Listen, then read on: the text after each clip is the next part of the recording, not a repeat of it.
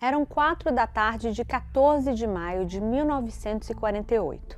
Centenas de judeus se aglomeravam diante do Museu de Arte de Tel Aviv. Lá dentro, as palavras deste homem mudariam para sempre a história do Oriente Médio. Ele era David Ben-Gurion, chefe da então Agência Judaica para a Palestina, no discurso em que declarou a independência de Israel. Poucas horas antes, os soldados britânicos haviam abandonado aquela região. Os judeus celebram e recordam esse momento com alegria, mas o deslocamento em massa de palestinos que viria depois fez com que o dia seguinte, o 15 de maio, passasse a ser o Nakba, ou Dia da Catástrofe para os árabes. E assim se deu a fundação de Israel, país que hoje é uma potência militar, econômica e tecnológica da região. Eu sou Natália Passarinho, da BBC News Brasil, e neste vídeo explico em 3 pontos como foi esse importante, mas turbulento momento histórico. Para começar, vamos voltar aos anos 1880, quando a Palestina formava parte do Império Otomano e estava integrada à região conhecida como Grande Síria. A população palestina era de maioria muçulmana, embora também houvesse cristãos e judeus. Estima-se que este último grupo fosse 5% da população. E por que esse foi um momento chave? Porque foi quando começou a primeira Aliyah, ou seja, a primeira grande onda migratória de judeus à Palestina, considerada por eles a Terra Prometida. Essa migração veio sobretudo do Império Russo,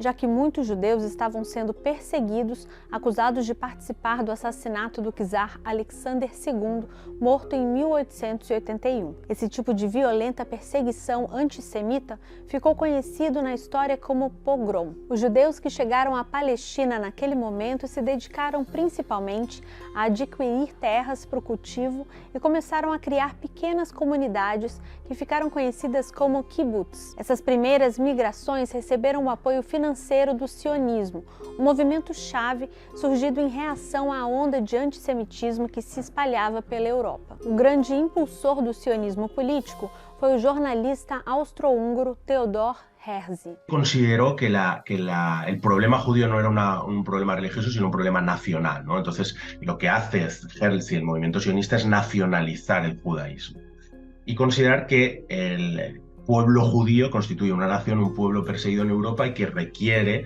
un estado refugio em outro lugar. O sionismo buscou apoio internacional e as grandes potências da época discutiram vários possíveis lugares para uma nova pátria judaica: Argentina, Uganda, Madagascar ou mesmo o extremo leste da Rússia. Mas o judaísmo tinha um vínculo histórico e religioso com a Palestina. E a Aliyah, aquela onda de migrações que eu mencionei antes, continuava acontecendo no início do século XX. Foi nessa época, por exemplo, que se fundou o que acabaria virando a cidade de Tel Aviv. Mas o acontecimento decisivo para o futuro da Palestina foi a Primeira Guerra Mundial. Durante esse conflito sanguinário, que deixou milhões de mortos entre 1914 e 1918, o Oriente Médio teve importância especial, e a região que pertencia ao Império Otomano era bastante cobiçada por um dos seus rivais na guerra, o Reino Unido, que controlava o Canal de Suez.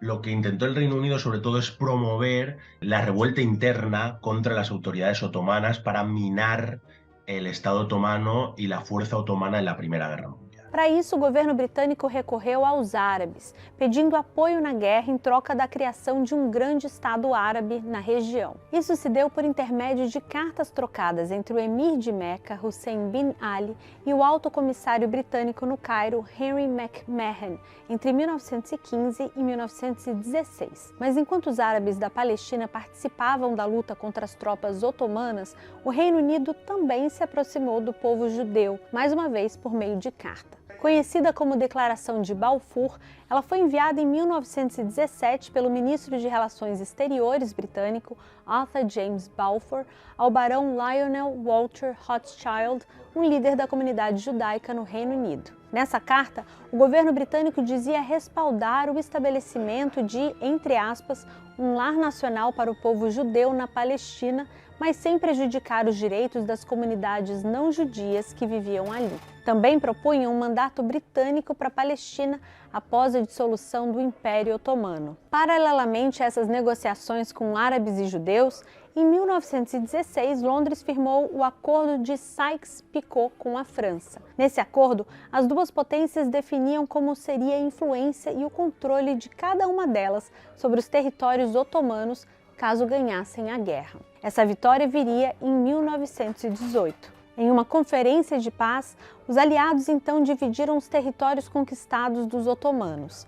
A porção norte, onde estão Síria e Líbano, ficaram sob mandato francês. E a parte sul da Palestina ficou sob mandato britânico. Isso com o endosso da Liga das Nações, a antecessora da ONU. E o que esse mandato significava? Ele previa, entre aspas, colocar a região sob condições políticas, administrativas e econômicas, de forma a assegurar o estabelecimento de um lar nacional judaico e o desenvolvimento de instituições que se autogovernem. Ao mesmo tempo, o texto dizia que era preciso garantir os direitos dos outros setores da população. Naquele momento, a população palestina continuava sendo de maioria muçulmana, embora a porcentagem de judeus já tivesse aumentado para 11%.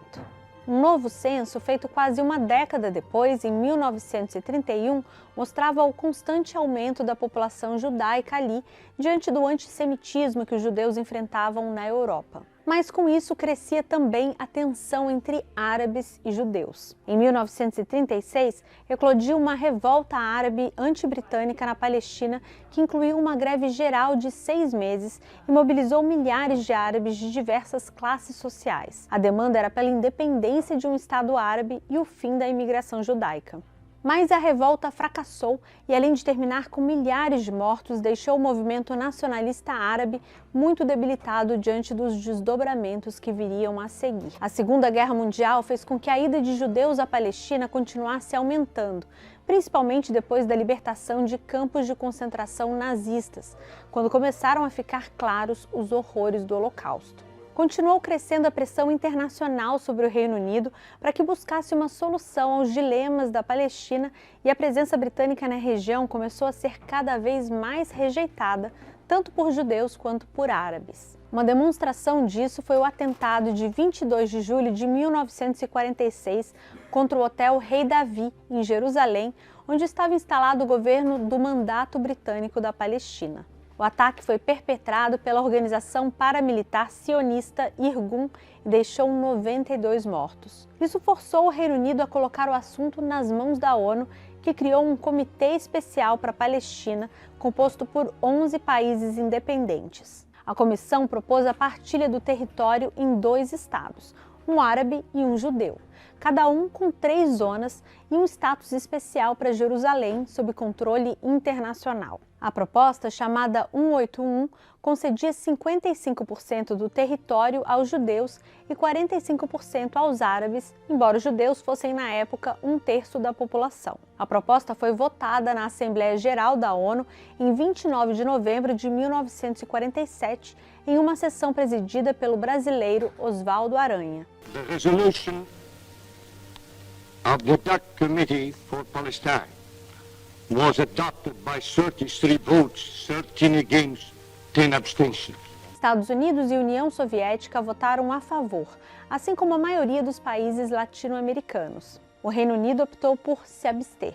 E aqui voltamos ao ponto inicial deste vídeo, em 14 de maio de 1948. Naquele dia, os últimos soldados britânicos abandonaram a Palestina e deram fim a 1/4 de século de mandato. Algumas horas mais tarde, David Ben-Gurion declarou a criação do Estado de Israel. Foi o início da história de um país altamente influente na região, mas também um marco para conflitos ainda mais duros que se arrastam até hoje. A partir das guerras que viriam a seguir e da expansão territorial israelense, mais da metade da população árabe palestina fugiu ou foi expulsa da região, segundo a ONU. Por hoje eu fico por aqui, mas você encontra vários vídeos e reportagens sobre Israel e Palestina no nosso canal no YouTube, nas redes sociais e em bbcbrasil.com. Obrigada e até a próxima!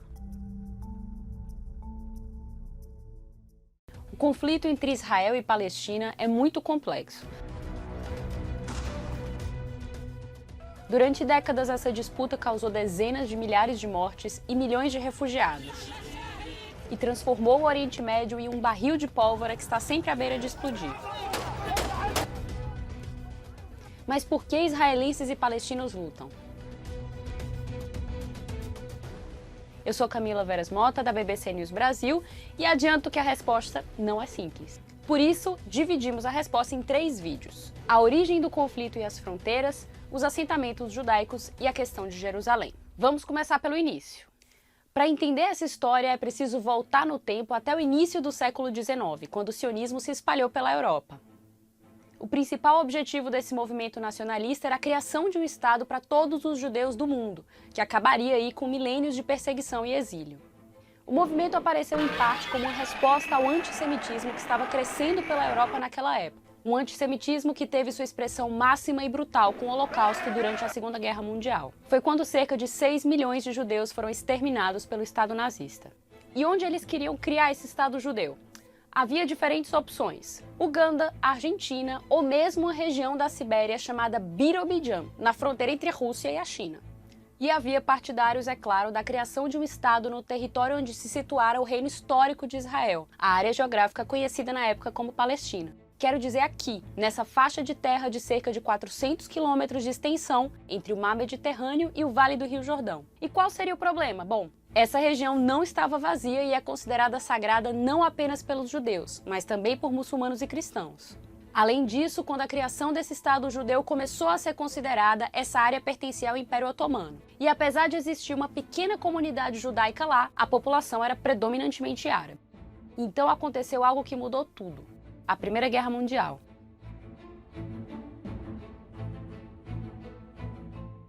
No final da chamada Grande Guerra, o Império Otomano foi derrotado e se desintegrou. As potências europeias que venceram a guerra dividiram entre si vários de seus territórios. Entre outras partes do Oriente Médio, os britânicos passaram a controlar a região da Palestina. Isso é importante porque naquela época o governo britânico deu um passo fundamental em apoio à causa sionista, a Declaração de Balfour.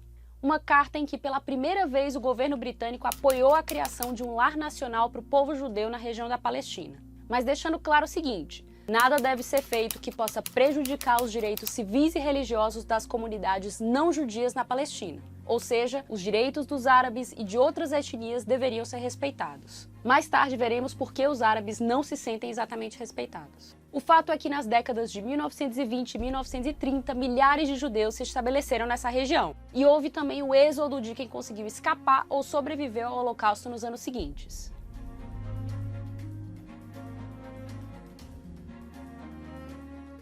Logo após o fim da Segunda Guerra Mundial, os judeus que viviam na Palestina somavam cerca de 600 mil. Esse número representava cerca da metade da população árabe naquele momento. E logo as tensões entre as duas comunidades aumentaram. Para resolver a situação e buscar uma possível convivência, em 1947 a ONU propôs um plano.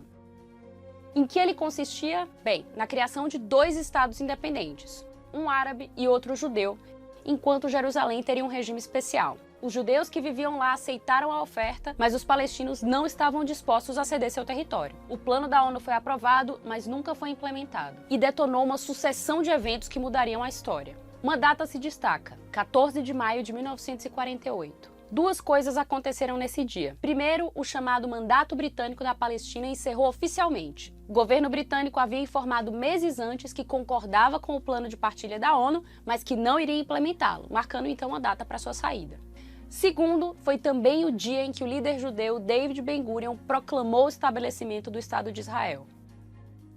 No dia seguinte, 5 países árabes vizinhos declararam guerra ao recém-criado país e invadem o novo Estado judeu.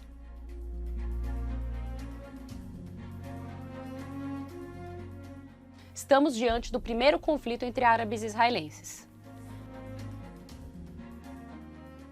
Após um ano de batalhas, Israel não apenas vence a guerra, mas também expande seu território e ocupa a parte ocidental de Jerusalém. Enquanto isso, a vizinha Jordânia ocupa a Cisjordânia e a parte oriental de Jerusalém. O Egito fica com Gaza. Os palestinos, após a saída dos britânicos e com o fim da guerra, continuam sem um país. Essa guerra terminou 70 anos atrás, mas teve 2 consequências que persistem até hoje. A primeira é o grande número de pessoas desalojadas. Isso aconteceu com pessoas nos 2 lados do conflito, mas o problema afetou principalmente os árabes que viviam em áreas que passaram a ser ocupadas por forças israelenses. Estima-se que 750 mil palestinos tiveram que fugir para outras áreas da região ou para países vizinhos, especialmente a Jordânia. Os palestinos chamam esse êxodo de Nakba, que em árabe significa destruição ou catástrofe, e marcam a data justamente no dia da criação do Estado de Israel. Hoje há mais de 5 milhões de refugiados palestinos, filhos e netos dos que foram deslocados na década de 1940, segundo a ONU. A segunda consequência que perdura é a divisão do território palestino em dois, a Cisjordânia, que inclui Jerusalém Oriental, e a faixa de Gaza. Ou seja, foram divididos dois territórios sem ligação por terra entre eles. Alguns anos após a primeira guerra entre árabes e israelenses, uma crise no canal de Suez causou outro confronto militar em 1956. Dessa vez entre Egito e Israel, que teve o apoio do Reino Unido e da França. Após 9 dias de conflito, as tropas de Israel, França e Reino Unido se retiraram do território egípcio e as fronteiras permaneceram como estava. Isso até junho de 1967, quando ocorreu o terceiro conflito conhecido como Guerra dos 6 Dias.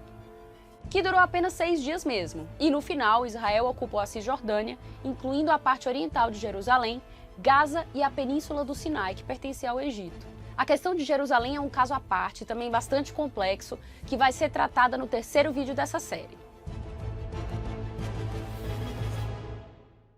Bom, o último conflito dessa série de disputas internacionais entre árabes e israelenses foi a Guerra do Yom Kippur, que em 1973 colocou o Egito e a Síria contra Israel. A guerra durou 20 dias, mas suas consequências se estenderam por anos e levaram a um evento muito importante para a região. Em 1978, o Egito se tornou o primeiro país árabe a assinar a paz com Israel, nos acordos de Camp David. Dessa maneira, o Egito recuperou o Sinai, mas renunciou à faixa de Gaza. Apenas a Jordânia, além do Egito, assinou um tratado de paz com o Estado judeu.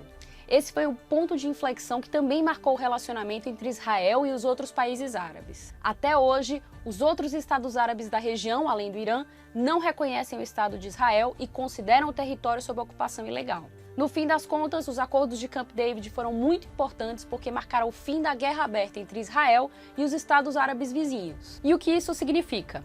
Que a partir daquele momento, o conflito se concentrou não mais na luta entre os estados árabes vizinhos de diferentes nacionalidades e Israel, mas na luta entre palestinos e israelenses. Até hoje, Gaza e Cisjordânia estão em parte sob controle militar de Israel e em parte sob a administração da Autoridade Nacional Palestina e do Hamas, que desde 2007 controla Gaza. E isso nos leva ao próximo vídeo, sobre os chamados colonos judeus, ou seja, os habitantes de assentamentos israelenses em terras palestinas ocupadas e o papel dessa ocupação no conflito. Para vê-lo, clique no link na descrição.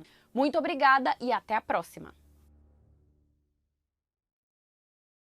A relação entre israelenses e palestinos tem sido complicada desde o início.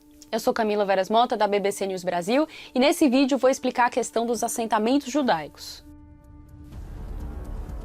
Assim são conhecidas as comunidades que começaram a ser construídas por Israel em território palestino depois da Guerra de 1967. Aliás, esse vídeo é o segundo de uma minissérie sobre o conflito entre israelenses e palestinos. Se você não viu o primeiro, que explica como tudo começou, clique aqui ou no link da descrição. Bom, durante o domínio britânico, nas décadas de 20, 30 e 40, milhares de judeus migraram para a região da Palestina. Mas após o Holocausto e a criação do Estado de Israel em 1948, a população de judeus na área cresceu exponencialmente. Hoje, os israelenses são cerca de 8 milhões e meio e a maioria vive dentro das fronteiras do Estado de Israel. Mas mais de 500 mil vivem em assentamentos localizados nos territórios ocupados da Cisjordânia e Jerusalém Oriental. Esses assentamentos são como bairros protegidos por cercas, muros e pelas forças de segurança israelenses, e aqueles que vivem neles são chamados de colonos. Mas por que esses assentamentos são tão problemáticos?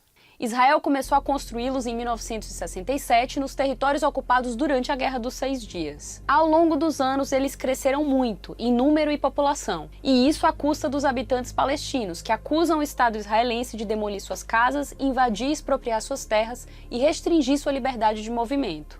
A comunidade internacional, incluindo as Nações Unidas e o Tribunal Internacional de Justiça, considera esses assentamentos ilegais. E faz isso por um princípio muito simples. A Convenção de Genebra proíbe um país de transferir sua população para o território que ocupou militarmente. No entanto, os israelenses defendem que essa regra não pode ser aplicada à Cisjordânia. Segundo eles, ela não é um território ocupado porque antes de 67 não havia uma soberania clara. Ou seja, eles argumentam que antes de chegarem, esse território não era oficialmente de ninguém. Até a década de 40, a região da Palestina era controlada pelos britânicos, que chegaram ali no contexto de uma partilha do Império Turco-Otomano após o fim da Primeira Guerra. Se quiser relembrar essa história, dá uma olhada no nosso primeiro vídeo. Por outro lado, os assentamentos judeus transformam o território palestino em um mosaico fragmentado. E aqui devemos falar de outro protagonista desse conflito, a Organização para a Libertação da Palestina, liderada por Yasser Arafat. We are fighting because we want to live in peace, but we want to live in a just. A OLP era uma coalizão de movimentos políticos e paramilitares criados em 1964 com 3 objetivos principais: acabar com o Estado de Israel, favorecer o retorno dos refugiados palestinos e criar um Estado palestino. Durante anos, a OLP lançou operações militares contra Israel, primeiro da Jordânia e depois do Líbano. E isso desencadeou um conflito no sul do Líbano em 1982. Mas os ataques palestinos também incluem alvos israelenses em território europeu. Um exemplo foi o sequestro e assassinato de 11 atletas israelenses durante a Olimpíada de 1972 em Munique.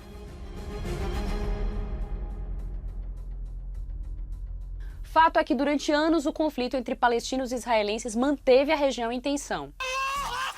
Certamente você já viu essas imagens alguma vez. Meninos jogando pedras nos tanques do exército israelense. Essa guerra das pedras foi durante muito tempo símbolo desse conflito. Essa tensão, a superlotação nos territórios ocupados, as difíceis condições econômicas e os confrontos entre o exército israelense e a população palestina provocaram violentos protestos em 1987. Foi o que ficou conhecido como Intifada, uma palavra árabe que significa levante. Um ano depois, a Jordânia renunciou às suas pretensões sobre a Cisjordânia e reconheceu a Organização da Libertação da Palestina como o único representante legítimo do povo palestino.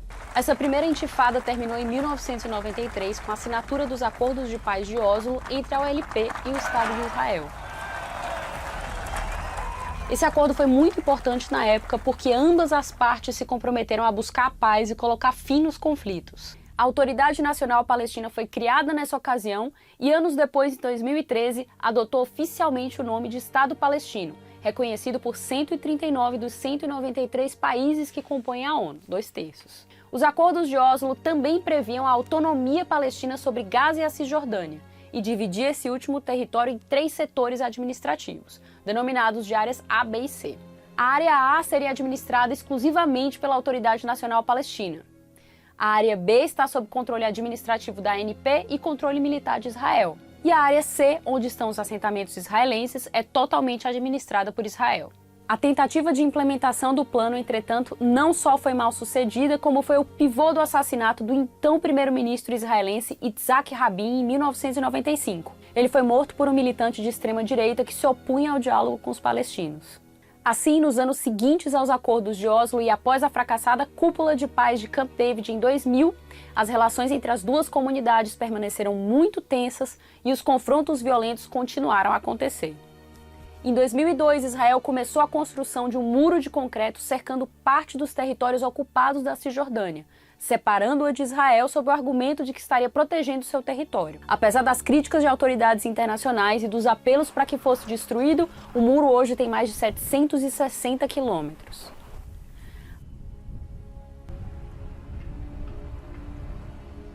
Ainda no ano 2000 teve início a segunda intifada, catalisada por um evento puramente simbólico.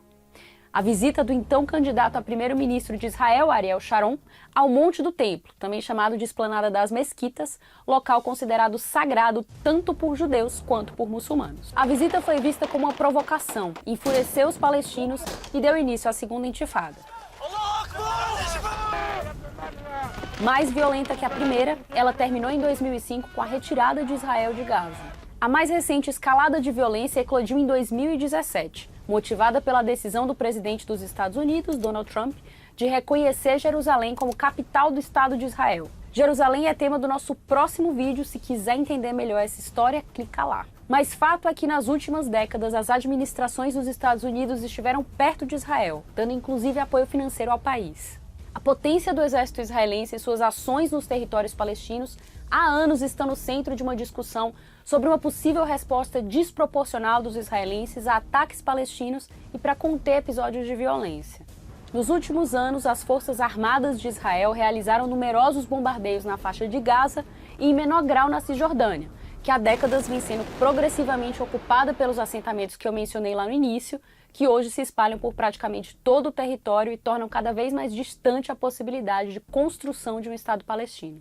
Segundo Israel, as ações militares são respostas a ataques de palestinos contra sua população civil. Muitas vezes esses ataques são de responsabilidade de grupos extremistas islâmicos, como Hamas, que nunca reconheceu os acordos assinados entre outras organizações palestinas e Israel. Somente nos últimos 20 anos morreram no conflito mais de 1.200 israelenses e 8.400 palestinos. No próximo vídeo, o último da série, falaremos sobre o papel de Jerusalém nisso tudo, a cidade sagrada reivindicada por todos. Para vê-lo, é só clicar aqui no link que está na descrição. Muito obrigada e até a próxima! De todos os elementos do conflito entre israelenses e palestinos, a cidade de Jerusalém talvez seja o mais complicado e o mais sensível por seu simbolismo. Eu sou Camila Veras Mota e nesse vídeo vou falar sobre a disputa pela cidade sagrada. Esse vídeo é o último de uma minissérie sobre o conflito entre Israel e os palestinos. Se você não viu os dois anteriores, confira pelo link aqui na descrição desse vídeo. Pois bem, a cidade de Jerusalém é sagrada para judeus, muçulmanos e também para cristãos. Para Israel, é sua capital eterna e indivisível, e o país reivindicou soberania sobre toda a cidade depois de tomar a parte oriental dela em 1967, após a Guerra dos 6 Dias. As Nações Unidas declararam essa anexação nula e sem efeito, e desde então ratificaram essa decisão várias vezes. Por outro lado, Jerusalém é reivindicada pelos palestinos como capital do seu futuro Estado. Hoje, os palestinos vivem divididos em 2 territórios que não se comunicam, separados pela ocupação israelense, a Cisjordânia e a faixa de Gaza. Tanto a Autoridade Nacional Palestina, que governa parte da Cisjordânia, como o Hamas, que tem poder sobre a faixa de Gaza, querem parte de Jerusalém como capital. Atualmente, a maioria dos Estados-membros das Nações Unidas defende que a questão de Jerusalém deve ser resolvida por meio de negociação. E por isso instalaram suas embaixadas em Israel na cidade de Tel Aviv, enquanto Ramallah é a capital administrativa dos territórios palestinos. A decisão de não abrir seus postos diplomáticos em Israel e em Jerusalém se dá porque, caso o fizessem, esses países estariam confirmando o controle único da cidade pelos israelenses. Mas vamos entrar em Jerusalém, vamos ver como está dividida para entender por que a cidade é tão relevante para cada religião. Na Cidade Velha fica a Igreja do Santo Sepulcro. Ali, para os cristãos, está o Calvário onde Jesus foi crucificado e também o seu túmulo. É o lugar mais sagrado do cristianismo. Mas há também a Mesquita Al-Aqsa e o Santuário Domo da Rocha, que é o lugar de onde, para os muçulmanos, Maomé subiu aos céus. Esse é o terceiro local mais sagrado do Islã, depois de Meca e Medina, e faz parte da Esplanada das Mesquitas. Mas sob essa esplanada fica o Muro das Lamentações, a única parte visível do que para os judeus restou do Segundo Templo, o local mais importante para o judaísmo e o principal santuário do povo de Israel desde o século X a.C.